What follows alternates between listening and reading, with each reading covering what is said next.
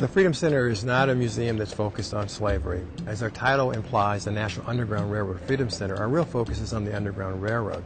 Clearly, slavery is an important foundation for that conversation, but the bigger emphasis for us is really on how people working together make a difference in that society. In this instance, it's individuals who were strong believers in the idea of the Constitution and of the Declaration of Independence, and the ideas of freedom and liberty. So through their actions, they help to undermine the institution of slavery and change their society.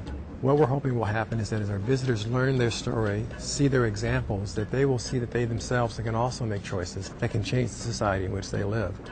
I think people in Cincinnati and in the region really do understand the importance and the significance of the Underground Railroad. I think they're very much connected to that history. They very much are proud of that history, and they're proud of the people they know who are involved in it.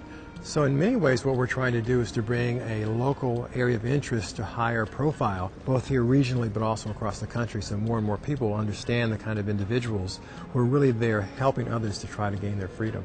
What I think people will find when they come to the Freedom Center is the chance to really begin to think and reflect and to learn. And we try to do that by offering different vehicles of communication to get people to think in those different kinds of ways. And we do that through different kinds of presentations that include film, that include an orientation presentation that uses animation, by using very powerful objects like the slave pen, which really talks about the internal slave trade and gives us a sense of what happens to families who are torn apart from their family members and taken to a different part of the country, never to see those family members again. But at the same time, we are trying to find ways to connect to younger visitors. So we've created an exhibition for younger visitors that allows them to understand who are these people, what were they doing, and what was their life like, what were their challenges like if they decided to run away and get involved in the activities of the Underground Railroad.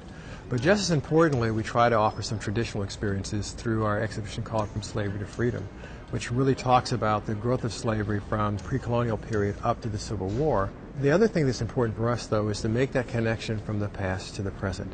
So we have a couple of spaces in the Freedom Center that really begin to make that connection very directly. One of them is our Hall of Everyday Freedom Heroes, who are really illustrate the legacy of the Underground Railroad and through their actions have reflected the same kind of qualities that people involved in the Underground Railroad showed. But most importantly, we have a space called our Dialogue Zone.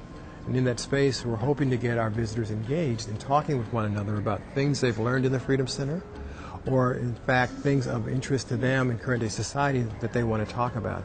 And most importantly, what we're trying to do is to encourage thoughtful consideration of different kinds of ideas.